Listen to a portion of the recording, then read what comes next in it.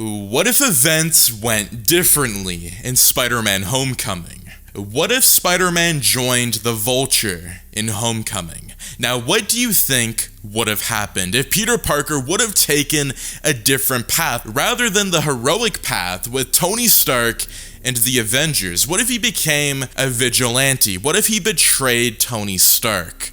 Now, this would definitely affect Avengers Infinity War and Avengers Endgame, and moving all the way forward to No Way Home. But that being said, my fellow watchers, I want to thank you so much for requesting this Marvel's What If episode. It's something that I really wanted to do for such a long time, going all the way back from what if Spider-Man joined the Green Goblin in the 2002 film. I was like, I really want to do what if Peter Parker joined the Vulture and see where that would have taken Peter Parker's character all the way at the end of No Way Home. So I'm going to be, diving into part 1 of this Marvel's What If, and if you would like to see multiple parts, do let me know in the comments down below. But that being said, my fellow watchers, let's dive into the brand new Marvel's What If. In a sudden plot twist, the neighborhood Spider-Man finds an uncanny ally in the person of Toomes, Alice's Vulture. Their unexpected union is vital, purely political but mutually beneficial. The mismatched men succeed in unifying their goals, but their intentions are in a separate kettle of fish. Location unknown. Time 7:30 p.m. The atmosphere in Toomes' vehicle was tense to say the least. Peter, Toomes, and Liz had remained in painful silence for several excruciating seconds. Unfortunately, the Willy Vulture had just deduced Spider-Man's identity. Liz had already tried and failed to fill the silence with small talk, but the men who were too occupied locking eyes to bother with the dry chit-chat. As the car drew closer to the high school, Peter and Toomes drew that much closer to a showdown. Thunder rumbled dangerously as if the heavens were hitting about the troubles ahead. When Peter, Toomes, and Liz finally arrived, Toomes requested a bewildered Liz to head inside and avail him and Peter the chance to interact man-to-man. Liz protested as she was of the strong impression that the timing for a talk like that was incredibly premature, but she eventually obliged when Peter concurred with Toomes. If the two men were keen on speaking, she could not stand in the way, no matter how pleasant standing sounded to her at that moment. As she distanced herself from the men, she only hoped that she would not regret doing so by the time the night was over. Toomes decided to break the ice and speak first. The first thing he did was express his amusement over finally seeing the face behind Spidey's mask. When that was done, he wasted no time in moving past the shock and attacked the issue that concerned him the most at that moment. The issue was close to his heart. This issue was that which his joy was connected to. The issue was with his daughter, Liz. Parker listened quietly as Toomes carried on speaking, and it occurred to Peter that this was possibly the least heated conversation he and the villain had upheld. Toomes continued and let Peter know that ordinarily he could do anything to keep his daughter happy, but he clarified that Parker should not even make the mistake of dreaming that allowing this relationship was one of them. Just then, when Liz had walked a considerable distance, she turned around to observe the two men. What she saw was one thing she did not imagine would happen. Toomes had put one arm on Peter's shoulder, and Liz thought that fatherly gesture was enduring. It reassured Liz that, at the very least, their interaction was cordial, and she smiled and finally stepped into the school premises. But all was not as it seemed between the two. Toomes' hand on Peter's shoulders was not a reassuring one, but indeed a gruesome and excruciating death grip on his shoulder. A grimace was plastered on Peter's face, but he did nothing to fend Toomes off.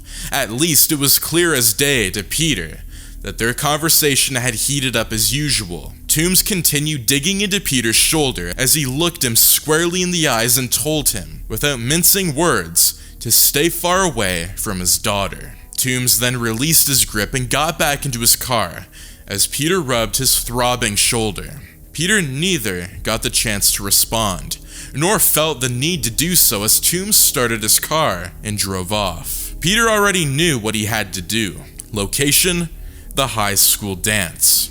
Time: 8:05 p.m. Peter was in the mood to do anything but tango. It was the night of the school dance, one of the most anticipated nights of the school year. Students dreamed vivid dreams about it, and marked their calendars in high hopes. For some, their hope was that it would be a day that marked the start of something new, with someone closer than a friend. For those, it was a glorious opportunity to let their hair down to their waist and unwind on the multicolored floor. Peter felt like the first category, but with what had transpired outside, hope was as distant as some foreign currency. Peter's hopes had been recklessly dashed by an alpha father who doubled as the present's bane of his existence. When the compare of the event asked if the students were excited and tried to hype them up, it dawned on Peter that he had already experienced his fair share of excitement for the night. To start with, he realized that Liz could not be the love of his life, like he thought she should be. Not after learning the identity of her father, who was none other than the Vulture. Peter had sustained grave injuries fighting crime and experienced great grief when he lost his parents, but the recent heartbreak was uncharted territory for him.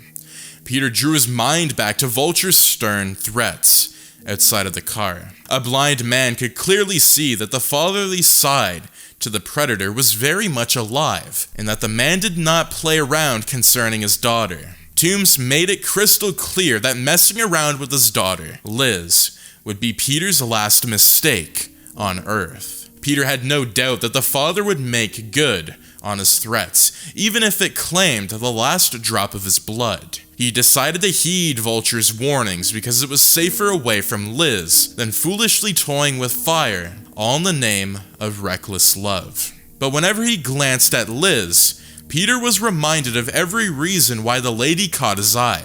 In that very moment, he observed her, standing by the dry bar talking to her friends from the decathlon team, whom many would vow to die for. But for Peter, it was as though someone had casted a spell on him, because he had his eyes for only one girl, Liz. Sadly, he would have to break the spell and close that chapter, even though a few hours prior, if anyone had hinted that he would be doing this, he would have easily sealed their mouth with his webbing. At the moment, he needed a way to distance himself from her. Luckily, an apt excuse presented itself in the form of some trouble with Toombs. Laxly, Peter seized the opportunity and ditched the Vulture's daughter and dashed out.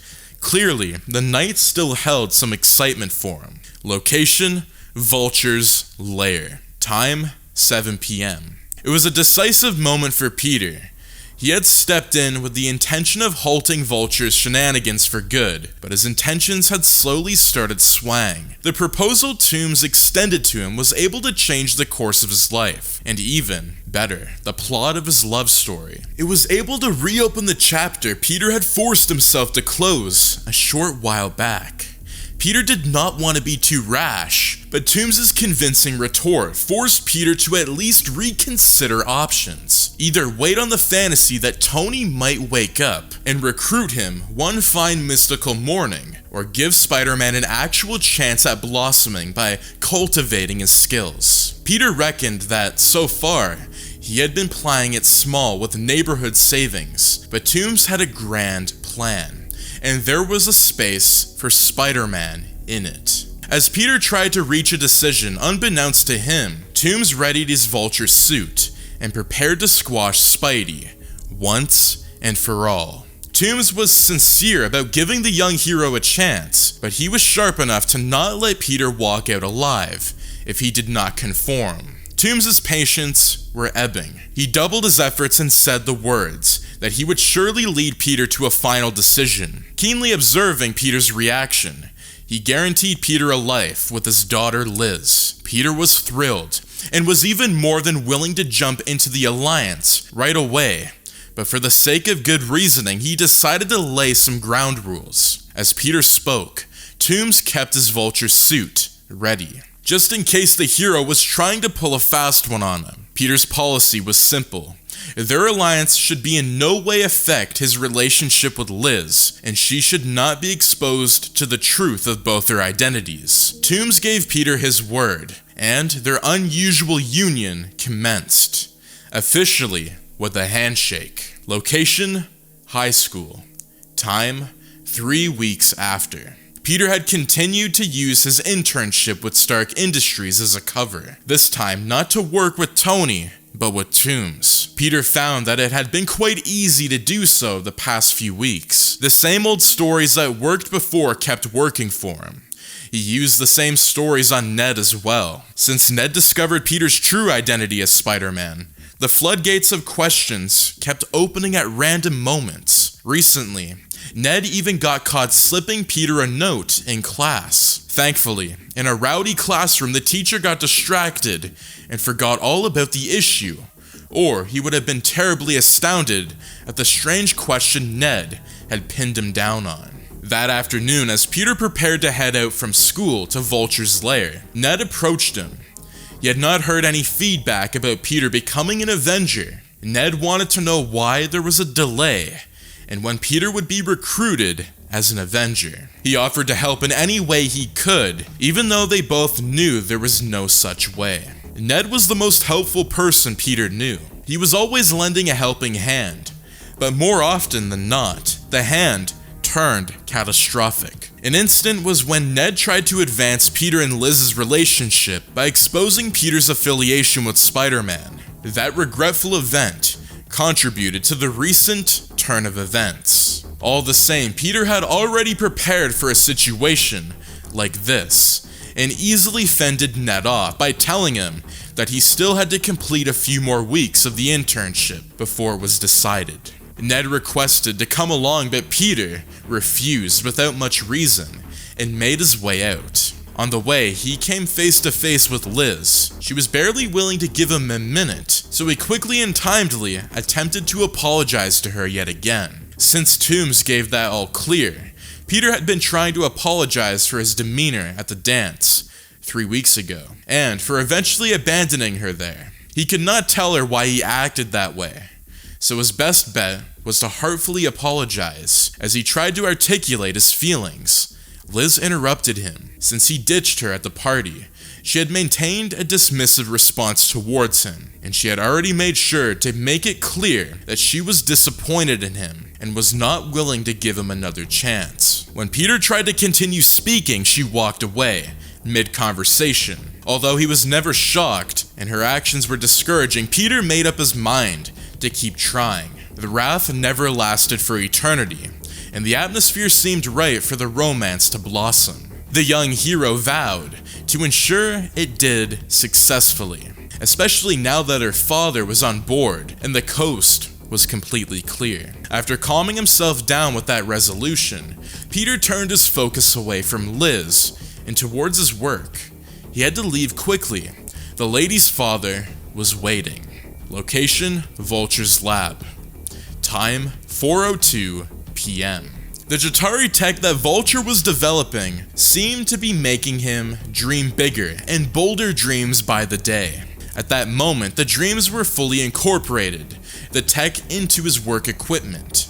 From his weaponry to his suit, advanced development had already started in full. He and his team were working towards making the wings on his Vulture suit transform into lethal weapons mid-air. That way, the Vulture would have the benefits of both fighting and flight. Peter did not need special explanation in order to understand that the other dreams the villain had were definitely going to be much wilder. Peter arrived to meet Toomes, strapped into his suit and armed with a Chitauri-equipped rifle. Parker already knew the plan.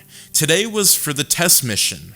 All of the advanced weaponry they equipped and upgraded with the Chitauri tech needed to be tested for confirmation. They had run quite a few such tests in the past weeks, and Peter had always been a part of the experiments. On one such mission, their newly developed weapons would be used to carry out a minor operation, simply to test its efficiency. Peter's role was to mislead Tony just in case he ever got the waft of their grand scheme. Toomes powered his suit and headed out, and Parker followed sluggishly behind him, believing his services would not only be put to use, as was the norm during their tests. Location, a random rooftop. Time, 6:30 p.m.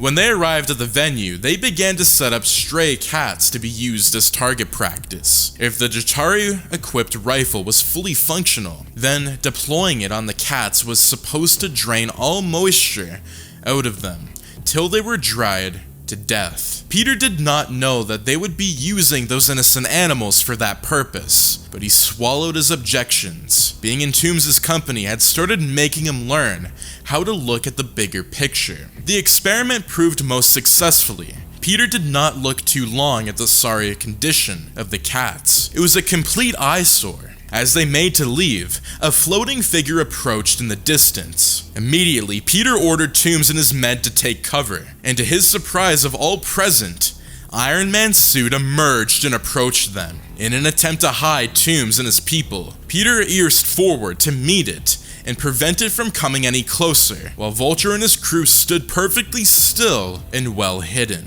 Peter kept calm, as he already suspected that the suit was empty. When he came face to face with the suit, his suspicions were confirmed. It was indeed empty, but he was still able to communicate with Tony. Tony inquired of Peter what was going on, and practically why Peter was at the very site which his team had given him info about. Peter did not flinch before vomiting the story he rehearsed. He told Tony that he had also gotten wind of some suspicious activities going around the site. Peter knew his cover was believable enough. Besides, he was confident that Tony would not question his motives, as he knew that he was a noble hero. Tony was silent for a little while, as if he was trying to process what he had just heard. Observing this, Peter decided to add to the story to drive out any doubts lingering in Tony's mind. He quickly added that he painfully stankingly surveyed the area and that nothing was out of the ordinary. Peter wanted to ensure Tony did not get any closer and noticed the dried out carcasses of the cats. This time, Tony finally responded. He loosely commended Peter's efforts, but issued a slight warning, telling Peter to keep himself distant from matters that were beyond him. Peter heaved a sign of relief, eternally, and Tony then urged him to go home and get some rest, and then left the scene himself. Peter lingered for some minutes before returning to the spot where Toomes and his men were. Toomes desperately wanted to clarify for the sake of his reputation, declared that he did not hide out of fear, but to avoid attracting unnecessary hitches to his grand scheme. And with that, they called it a wrap for the day. Location, high school. Time, 7:55 a.m. It was a new day and a fresh opportunity for Peter Parker to kick things off with Liz, and Ned was determined to make things work. Ned had stayed up all night trying to think of a plan to unite Peter and Liz. As he offloaded his books from his bag into his locker, he tried to think of something that would get them to move past the current hitch in their buddying relationship. Precisely, he wanted Liz to see reason and give Peter another chance. Ned was convinced that Liz still had feelings for Peter. He saw this in her, anger, and how she would listen nonchalant before storming off. It appeared as though she was filtering Peter's words, and Peter just never said the right thing. Ned paused his offloading for a second in honor of the complexities of womanhood. If he had reasoned rightly, then it meant all hope was not lost. As Ned offloaded the last book from his bag into his locker, he firmly resolved that since he was the one to kickstart the relationship, it was also in his position to help their relationship keep moving. As he shut his locker and walked away, he had purpose in each step. He was a friend with a solid plan. Location, high school. Time, 3:30 p.m. To say Peter was pissed off at Ned would be putting it mildly. On the contrary of Ned's shenanigans, they had both found themselves in detention. But before he got the chance to berate Ned again, Liz walked in. At that moment, Ned had a wicked smile on his face. Earlier in the day, once he heard from a classmate that Liz got detention that day, he saw it was an opportunity to execute his plan. Getting Peter detained was easy, but getting them to talk was the tough part. The only available seat was the one beside Peter and Ned, commending himself for his level of planning. Several hours passed and the students were free to go. Throughout the entire period, neither Peter nor Liz had said a word to each other. Ned was seriously disappointed because his master plan was a big flop. However, at the last moment, as Liz turned to her bag, Peter politely asked to have a word, and shockingly, she obliged. This time again, Peter began with a sincere apology for how he treated her at the school dance. Liz was silent, but at least she didn't try to storm off. Peter proceeded to lay all his cards in the open and told Liz that he simply wanted to pursue an honest relationship with her, because like she already knew, they both had feelings for each other. He gave her his word to not keep bothering her if she didn't want the same. To Peter's surprise, she responded this time. She told him that after the happenings at the dance, she was not sure what his intentions were or what kind of guy he was, but that it was good to hear him say that. She blinked several times as she spoke, boiling her head over slightly, unable to hold eye contact. Having aired their minds, they stood in silence, but no profit needed to decrease what was very evident at that point. The moment marked a new beginning for the new lovers. Location, Vulture's lair. Time, 4:09 p.m. Peter was in the premises like he did on any ordinary day, but unbeknownst to him, he was being tailed.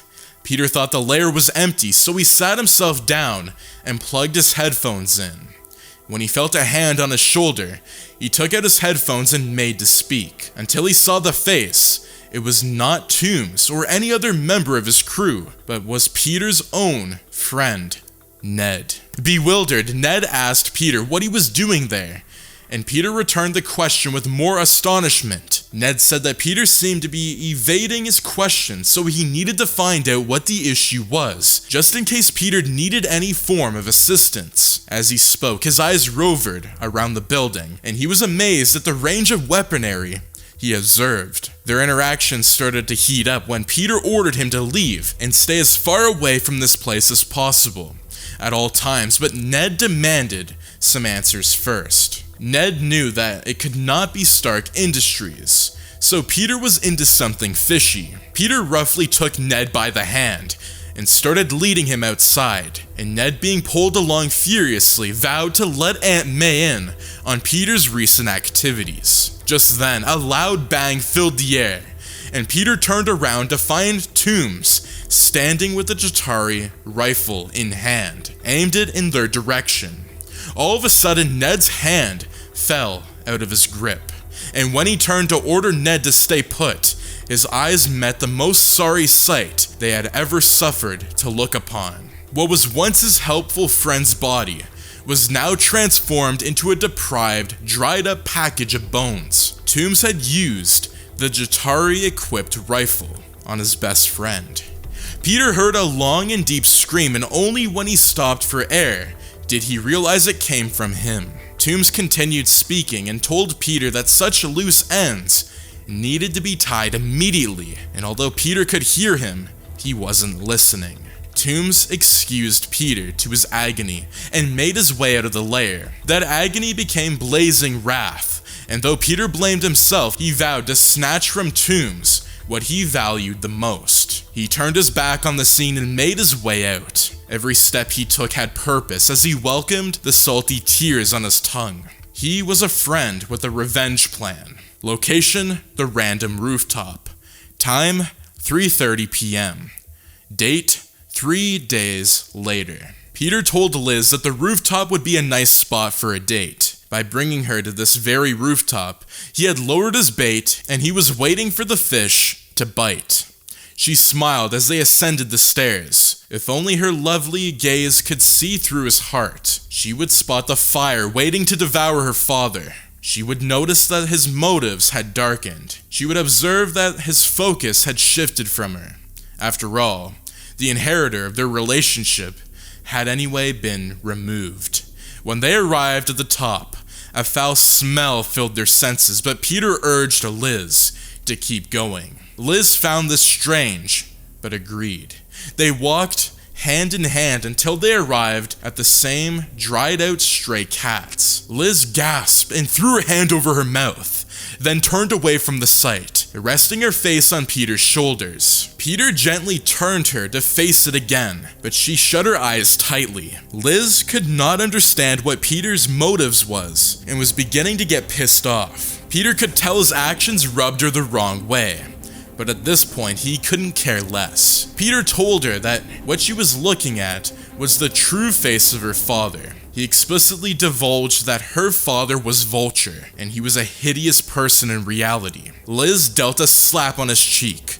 When she turned to walk away, she was shocked to find her father standing there with a Jatari-equipped rifle in his hand. Peter smiled, knowing that Toombs had received his text, inviting him to end things once and for all on this rooftop.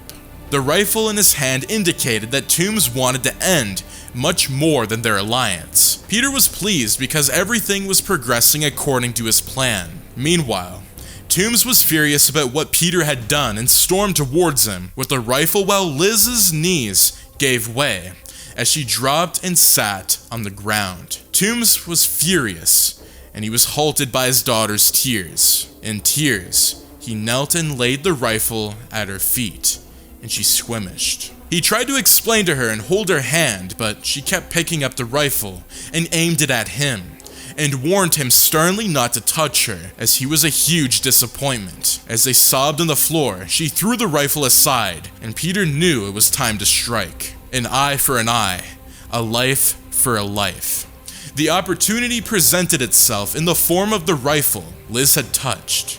Peter quickly moved, and he picked up the rifle and fired right at Toombs. When the blast left the gun, it took all of Peter's grief with it. When it pierced Toombs' skull and drew the moisture out of him, it settled the scores. As for Liz, she neither moved nor cried nor screamed. The suddenness of the day's happening left her in a state of shock. Peter took advantage of this and messaged 911. While scheming his revenge, Peter had resolved that he was not answerable to anybody and owed no account to Tony Stark. He was the master of his own escapees. He was going to run his life and brand new rules. When he swung freely on buildings to leave the rooftop, he knew the revelation of his own identity as Spider-Man was the last nail in the coffin. For Liz, whose gaze was on him, he had nothing to fear anymore, and she was going to be jailed once the police arrived, and no one would believe her if she revealed his identity. Her fellow inmates would count in some folklore. The last part of Peter's revenge plan was a long-term one. Now that Toombs was gone, someone needed to oversee the development of the Jatari tech. Peter took it upon himself for that purpose. As he swung through the city, he felt with every fiber on his being that a new era begun. And that is going to be what if Spider-Man had joined the Vulture in Spider-Man Homecoming. Now this timeline, it might not be fully over. You know, we have Avengers Infinity War, we have Avengers Endgame, but I will be going after all that stuff later on. I do want to give a big thank you for enjoying this video. I hope that you enjoyed it as much as I did doing this one. But that being said, my fellow watchers, do make sure to subscribe, like, share, and turn those notifications on so you and your friends are all up to date with the latest content. But thank you so much for tuning in, and I'll see you in the next video. Peace out.